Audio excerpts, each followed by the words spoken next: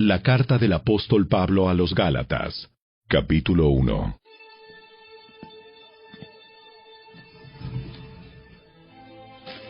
Les escribo, yo, el apóstol Pablo. No fui nombrado apóstol por ningún grupo de personas, ni por ninguna autoridad humana, sino por Jesucristo mismo, y por Dios Padre, quien levantó a Jesús de los muertos. Todos los hermanos de este lugar se unen a mí para enviar esta carta que escribo a las iglesias de Galacia. Que Dios Padre y nuestro Señor Jesucristo les concedan gracia y paz. Tal como Dios nuestro Padre lo planeó, Jesús entregó su vida por nuestros pecados para rescatarnos de este mundo de maldad en el que vivimos. A Dios sea toda la gloria, por siempre y para siempre. Amén. Me escandaliza que ustedes estén apartándose tan pronto de Dios, quien los llamó a sí mismo por medio de la amorosa misericordia de Cristo. Están siguiendo un evangelio diferente que aparenta ser la buena noticia, pero no lo es en absoluto. Están siendo engañados por los que a propósito distorsionan la verdad acerca de Cristo. Si alguien, ya sea nosotros o incluso un ángel del cielo, les predica otra buena noticia diferente de la que nosotros les hemos predicado, que le caiga la maldición de Dios. Repito lo que ya hemos dicho. Si alguien predica otra buena noticia distinta de la que ustedes han recibido, que esa persona sea maldita. Queda claro que no es mi intención ganarme el favor de la gente, sino el de Dios. Si mi objetivo fuera agradar a la gente, no sería un siervo de Cristo.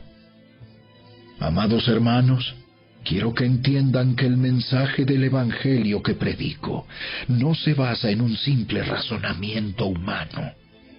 No recibí mi mensaje de ninguna fuente humana, ni nadie me lo enseñó. En cambio, lo recibí por revelación directa de Jesucristo.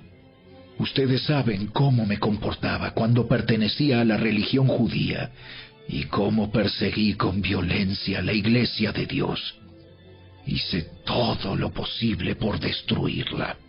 Yo superaba ampliamente a mis compatriotas judíos en mi celo por las tradiciones de mis antepasados. Pero aún antes de que yo naciera, Dios me eligió y me llamó por su gracia maravillosa. Luego, le agradó revelarme a su Hijo para que yo proclamara a los gentiles la buena noticia acerca de Jesús. Cuando esto sucedió, no me apresuré a consultar con ningún ser humano. Tampoco subí a Jerusalén para pedir consejo de los que eran apóstoles antes que yo. En cambio, me fui a la región de Arabia y después regresé a la ciudad de Damasco.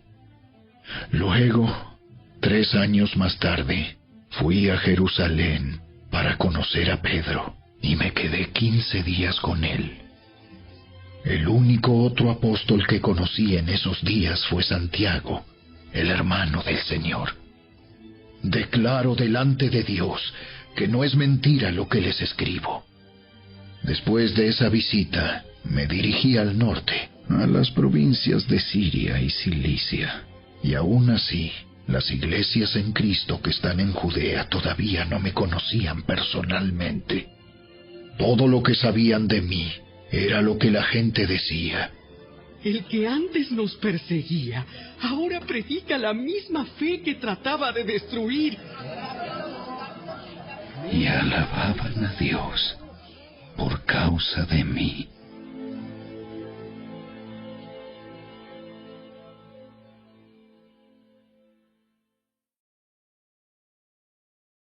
Capítulo 2. Luego, 14 años más tarde, regresé a Jerusalén. esta vez con Bernabé, y Tito también vino. Fui a Jerusalén porque Dios me reveló que debía hacerlo. Durante mi tiempo allí, me reuní en privado con los que eran reconocidos como los dirigentes de la iglesia y les presenté el mensaje que predico a los gentiles. Quería asegurarme de que estábamos de acuerdo, porque temía que todos mis esfuerzos hubieran sido inútiles y que estaba corriendo la carrera en vano. Sin embargo, ellos me respaldaron y ni siquiera exigieron que mi compañero Tito se circuncidara, a pesar de que era griego. Incluso esa cuestión surgió solo a causa de unos supuestos creyentes, en realidad falsos, que se habían infiltrado entre nosotros. Se metieron en secreto para espiarnos y privarnos de la libertad que tenemos en Cristo Jesús, pues querían esclavizarnos y obligarnos a seguir los reglamentos judíos. Pero no nos doblegamos ante ellos, ni por un solo instante. Queríamos preservar la verdad del mensaje del Evangelio para ustedes. Los líderes de la iglesia no tenían nada que agregar a lo que yo predicaba. Dicho sea de paso, su fama de grandes líderes a mí no me afectó para nada, porque Dios no tiene favoritos. Al contrario, ellos comprendieron que Dios me había dado la responsabilidad de predicar el Evangelio a los gentiles, tal como le había dado a Pedro la responsabilidad de predicar a los judíos. Pues el mismo Dios que actuaba por medio de Pedro, apóstol a los judíos, también actuaba por medio de mí, apóstol a los gentiles. De hecho, Santiago, Pedro y Juan, quienes eran considerados pilares de la iglesia, reconocieron el don que Dios me había dado y nos aceptaron a Bernabé y a mí como sus colegas. Nos animaron a seguir predicando a los gentiles mientras ellos continuaban su tarea con los judíos.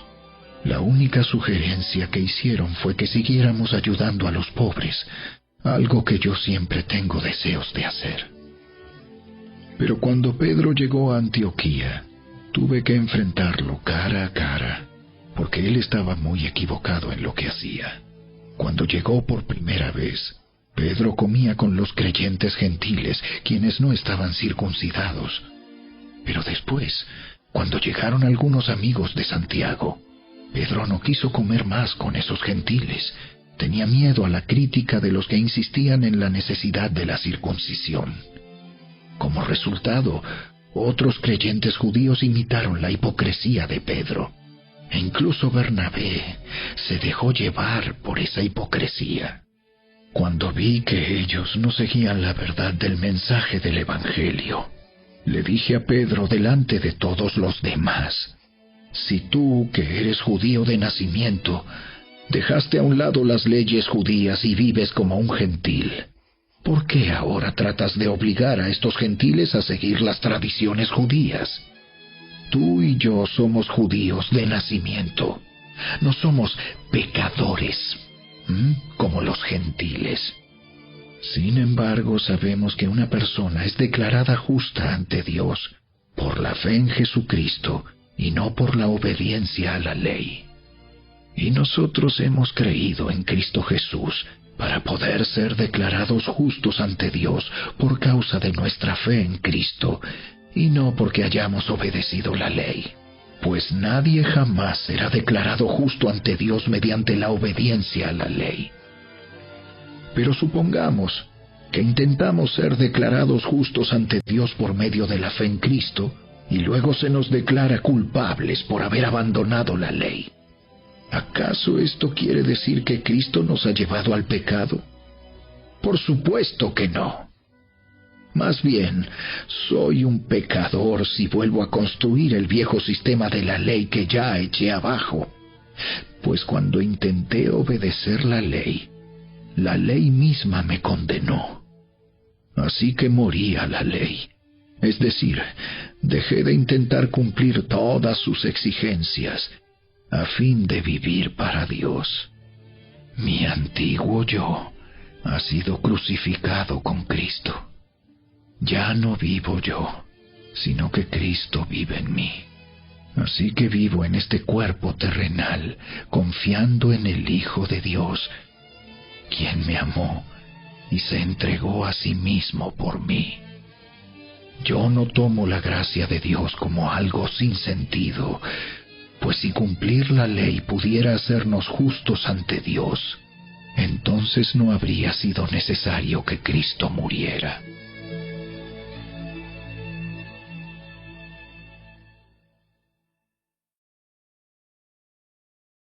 Capítulo 3. ¡Ay, Gálatas tontos! ¿Quién los ha hechizado? Pues el significado de la muerte de Jesucristo se les explicó con tanta claridad, como si lo hubieran visto morir en la cruz. Déjenme hacerles una pregunta. ¿Recibieron al Espíritu Santo por obedecer la ley de Moisés? Claro que no. Recibieron al Espíritu porque creyeron el mensaje que escucharon acerca de Cristo. ¿Será posible que sean tan tontos después de haber comenzado su nueva vida en el Espíritu? ¿Por qué ahora tratan de ser perfectos mediante sus propios esfuerzos? ¿Acaso han pasado por tantas experiencias en vano? No puede ser que no les hayan servido para nada. Vuelvo a preguntarles, ¿acaso Dios les da al Espíritu Santo y hace milagros entre ustedes porque obedecen la ley? Por supuesto que no. Es porque creen el mensaje que oyeron acerca de Cristo. Del mismo modo, Abraham le creyó a Dios y Dios lo consideró justo debido a su fe. Así que los verdaderos hijos de Abraham son los que ponen su fe en Dios. Es más, las Escrituras previeron este tiempo en el que Dios declararía justos a los gentiles por causa de su fe. Dios anunció esa buena noticia a Abraham hace tiempo, cuando le dijo: Todas las naciones serán bendecidas por medio de ti. Así que todos los que ponen su fe en Cristo participan de la misma bendición que recibió Abraham por causa de su fe. Sin embargo, los que dependen de la ley para hacerse justos ante Dios están bajo la maldición de Dios, porque las Escrituras dicen: maldito es todo el que no cumple ni obedece cada uno de los mandatos que están escritos en el libro de la ley de Dios. Queda claro, entonces, que nadie puede hacerse justo ante Dios por tratar de cumplir la ley, ya que las Escrituras dicen: es por medio de la fe que el justo tiene vida. El camino de la fe es muy diferente del camino de la ley, que dice: es mediante la obediencia a la ley que una persona tiene vida. Pero Cristo nos ha rescatado de la maldición dictada en la ley. Cuando fue colgado en la cruz, cargó sobre sí la maldición de nuestras fechorías. Pues está escrito: maldito todo el que es colgado en un madero. Mediante Cristo Jesús, Dios bendijo a los gentiles con la misma bendición que le prometió a Abraham, a fin de que los creyentes pudiéramos recibir por medio de la fe al Espíritu Santo prometido. Amados hermanos, el siguiente es un ejemplo de la vida diaria. Así como nadie puede anular ni modificar un acuerdo irrevocable, tampoco en este caso. Dios ha dado las promesas a Abraham y a su hijo.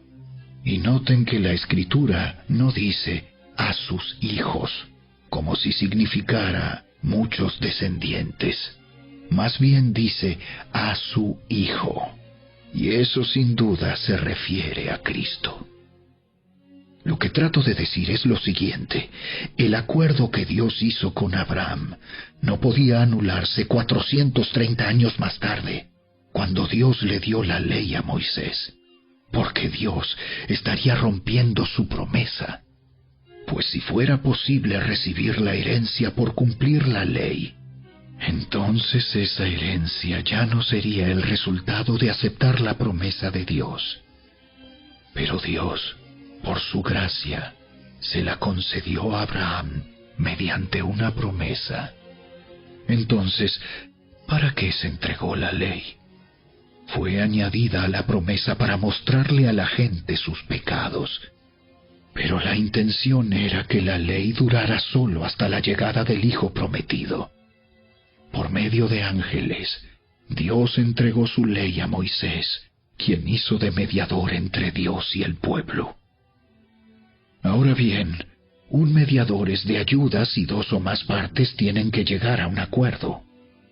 Pero Dios, quien es uno solo, no usó ningún mediador cuando le dio la promesa a Abraham. ¿Hay algún conflicto entonces entre la ley de Dios y las promesas de Dios? De ninguna manera. Si la ley pudiera darnos vida nueva, nosotros podríamos hacernos justos ante Dios por obedecerla. Pero las Escrituras declaran que todos somos prisioneros del pecado. Así que recibimos la promesa de libertad que Dios hizo únicamente por creer en Jesucristo.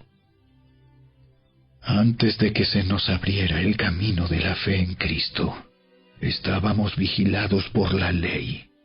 Nos mantuvo en custodia protectora, por así decirlo, hasta que fuera revelado el camino de la fe. Dicho de otra manera, la ley fue nuestra tutora hasta que vino Cristo. Nos protegió hasta que se nos declarara justos ante Dios por medio de la fe. Y ahora que ha llegado el camino de la fe, ya no necesitamos que la ley sea nuestra tutora, pues todos ustedes son hijos de Dios por la fe en Cristo Jesús, y todos los que fueron unidos a Cristo en el bautismo se han puesto a Cristo como si se pusieran ropa nueva. Ya no hay judío ni gentil, esclavo ni libre, hombre ni mujer, porque todos ustedes son uno en Cristo Jesús. Y ahora que pertenecen a Cristo, son verdaderos hijos de Abraham, son sus herederos, y la promesa de Dios a Abraham les pertenece a ustedes.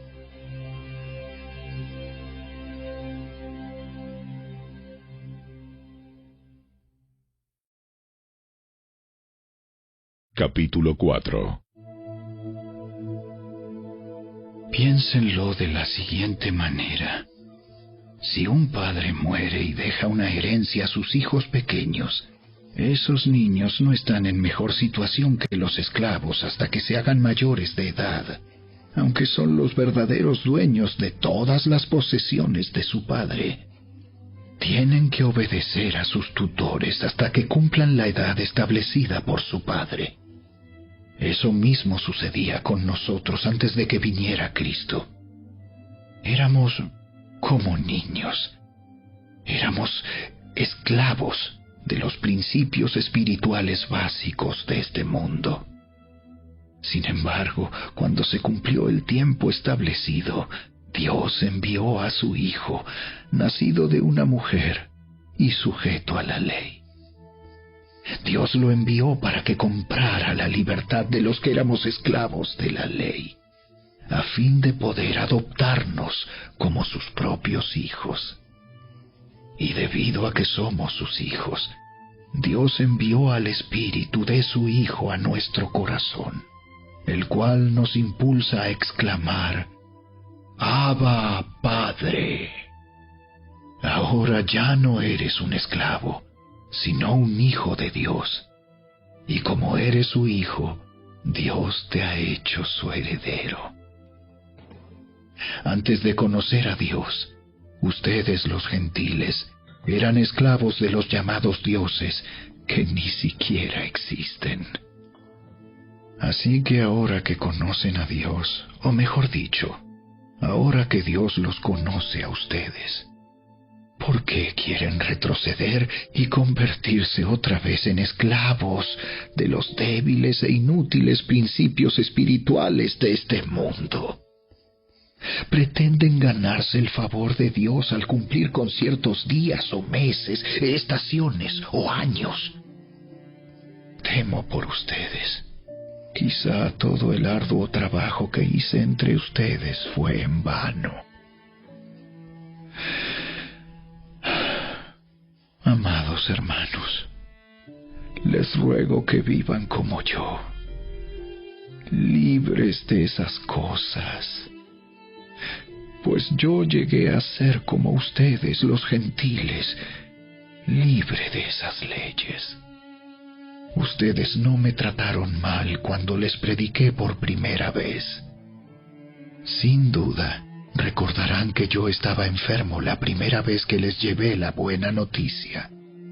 Aunque mi condición los tentaba a no aceptarme, ustedes no me despreciaron ni me rechazaron. Todo lo contrario, me recibieron y me cuidaron como si yo fuera un ángel de Dios o incluso el mismo Cristo Jesús. ¿Dónde ha ido a parar el espíritu de alegría y de gratitud que antes tenían? Estoy seguro de que ustedes se hubieran arrancado los propios ojos para dármelos de haber sido posible. ¿Acaso ahora me volví su enemigo porque les digo la verdad? Esos falsos maestros están muy ansiosos de ganarse el favor de ustedes, pero sus intenciones no son nada buenas. Lo que quieren es aislarlos de mí para que ustedes solo les presten atención a ellos. Si alguien quiere hacer cosas buenas por ustedes, no hay ningún problema, pero que lo haga en todo tiempo, no solo cuando estoy con ustedes. Oh, mis hijos queridos, siento como si volviera a sufrir dolores de parto por ustedes. Y seguirán hasta que Cristo se forme por completo en sus vidas. Desearía estar con ustedes en este momento para poder hablarles en otro tono, pero estando tan lejos, no sé qué más puedo hacer para ayudarlos. Díganme ustedes, los que quieren vivir bajo la ley, ¿saben lo que en realidad dice la ley? Las Escrituras dicen que Abraham tuvo 2 hijos, uno de la mujer esclava y el otro de su esposa, quien había nacido libre. El nacimiento del hijo de la esclava fue el resultado de un intento humano por lograr que se cumpliera la promesa de Dios. Pero el nacimiento del hijo de la libre fue la manera en que Dios cumplió su promesa. Esas 2 mujeres son una ilustración de los 2 pactos de Dios. La primera mujer, Agar, representa el monte Sinaí, donde el pueblo recibió la ley que los hizo esclavos. Y ahora Jerusalén es igual que el monte Sinaí, en Arabia, porque la ciudad y sus hijos viven bajo la esclavitud de la ley. Pero la otra mujer, Sara, representa la Jerusalén celestial. Ella es la mujer libre y es nuestra madre.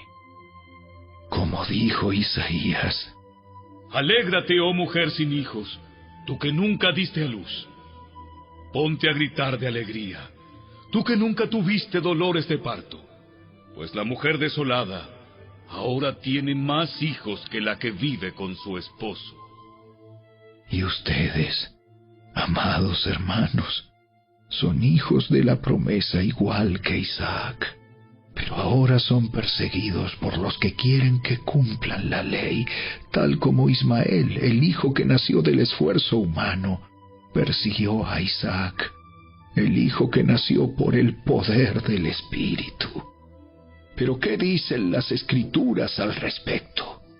Echa fuera a la esclava y a su hijo, porque el hijo de la mujer esclava no compartirá la herencia del hijo de la mujer libre. Así que, amados hermanos, no somos hijos de la mujer esclava, somos hijos de la mujer libre.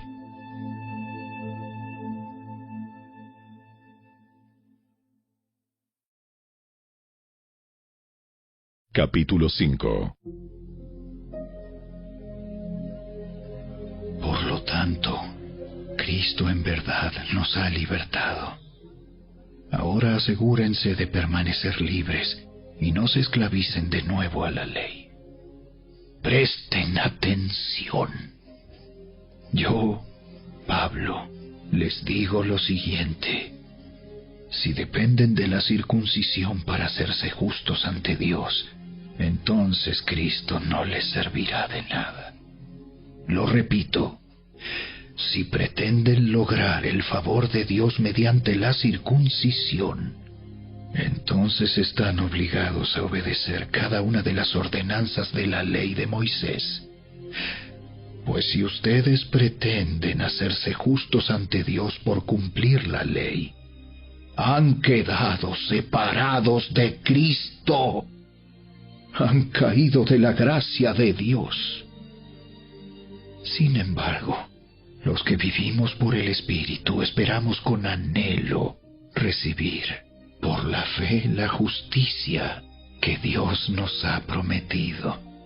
Pues una vez que depositamos nuestra fe en Cristo Jesús, de nada sirve estar o no circuncidado. Lo importante es la fe que se expresa por medio del amor. Ustedes corrían muy bien la carrera.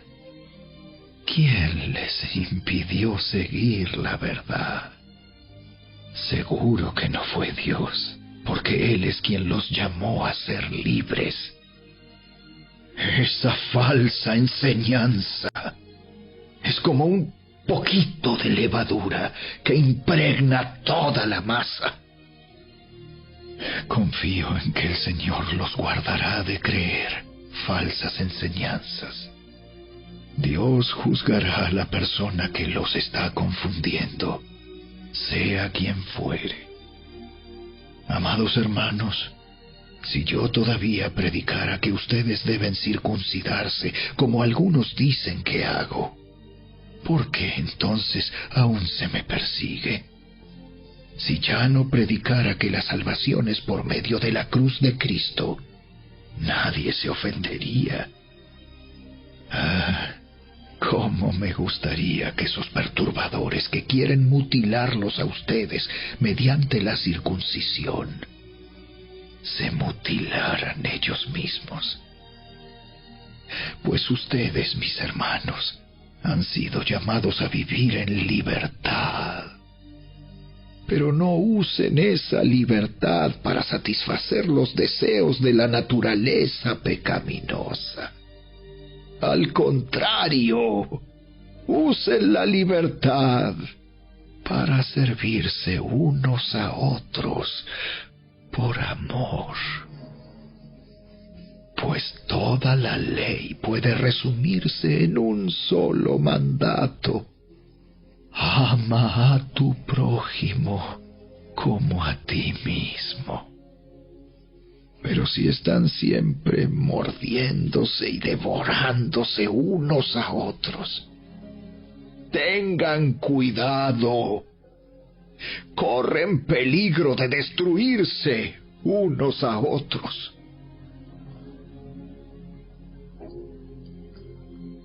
Por eso les digo, dejen que el Espíritu Santo los guíe en la vida. Entonces no se dejarán llevar por los impulsos de la naturaleza pecaminosa. La naturaleza pecaminosa desea hacer el mal, que es precisamente lo contrario de lo que quiere el Espíritu. y el Espíritu nos da deseos que se oponen a lo que desea la naturaleza pecaminosa. Estas dos fuerzas luchan constantemente entre sí. Entonces ustedes no son libres para llevar a cabo sus buenas intenciones. Pero cuando el Espíritu los guía, ya no están obligados a cumplir la ley de Moisés. Cuando ustedes siguen los deseos de la naturaleza pecaminosa, los resultados son más que claros. Inmoralidad sexual, impureza, pasiones sensuales, idolatría, hechicería, hostilidad, peleas, celos, arrebatos de furia, ambición egoísta, discordias, divisiones, envidia, borracheras, fiestas desenfrenadas y otros pecados parecidos. Permítanme repetirles lo que les dije antes. Cualquiera que lleve esa clase de vida no heredará el reino de Dios. En cambio, la clase de fruto que el Espíritu Santo produce en nuestra vida es amor, alegría, paz, paciencia, gentileza, bondad, fidelidad, humildad y control propio. No existen leyes contra esas cosas.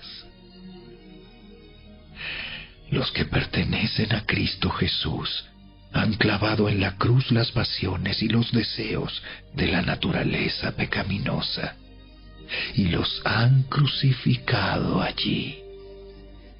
Ya que vivimos por el Espíritu, sigamos la guía del Espíritu en cada aspecto de nuestra vida.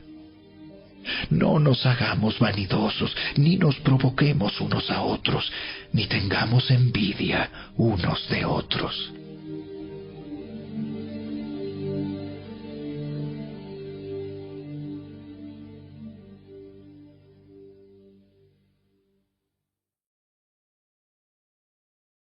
Capítulo 6. Amados hermanos, si otro creyente está dominado por algún pecado, ustedes, que son espirituales, deberían ayudarlo a volver al camino recto con ternura y humildad. Y tengan mucho cuidado de no caer ustedes en la misma tentación. Ayúdense a llevar los unos las cargas de los otros y obedezcan de esa manera la ley de Cristo. Si te crees demasiado importante para ayudar a alguien, solo te engañas a ti mismo. No eres tan importante. Presta mucha atención a tu propio trabajo, porque entonces obtendrás la satisfacción de haber hecho bien tu labor y no tendrás que compararte con nadie. Pues cada uno es responsable de su propia conducta. Los que reciben enseñanza de la palabra de Dios deberían proveer a las necesidades de sus maestros, compartiendo todas las cosas buenas con ellos. No se dejen engañar. Nadie puede burlarse de la justicia de Dios. Siempre se cosecha lo que se siembra. Los que viven solo para satisfacer los deseos de su propia naturaleza pecaminosa cosecharán de esa naturaleza destrucción y muerte. Pero los que viven para agradar al Espíritu, del Espíritu, cosecharán vida eterna. Así que no nos cansemos de hacer el bien. A su debido tiempo cosecharemos numerosas bendiciones si no nos damos por vencidos. Por lo tanto, siempre que tengamos la oportunidad, hagamos el bien a todos, en especial a los de la familia de la fe. Fíjense que uso letras grandes para escribirles de mi propio puño y letra estas últimas palabras. Los que tratan de obligarlos a circuncidarse lo hacen para quedar bien con otros. No quieren ser perseguidos por enseñar que solo la cruz de Cristo salva. Ni siquiera los que luchan a favor de la circuncisión cumplen toda la ley. Solo quieren que ustedes se circunciden para poder jactarse de ello y decir a todos que ustedes son sus discípulos. En cuanto a mí, que nunca me jacte de otra cosa que no sea la cruz de nuestro Señor Jesucristo. Debido a esa cruz, mi interés por este mundo fue crucificado, y el interés del mundo por mí también ha muerto. No importa si fuimos o no circuncidados, lo importante es que hayamos sido transformados en una creación nueva. Que la paz y la misericordia de Dios sean con todos los que viven según ese principio. Ellos son el nuevo pueblo de Dios. De ahora en adelante, que nadie me cause problemas con esas cosas, pues yo llevo en mi cuerpo cicatrices que muestran que pertenezco a Jesús. Amados hermanos, que la gracia de nuestro Señor Jesucristo sea con el espíritu de cada uno de ustedes. Amén.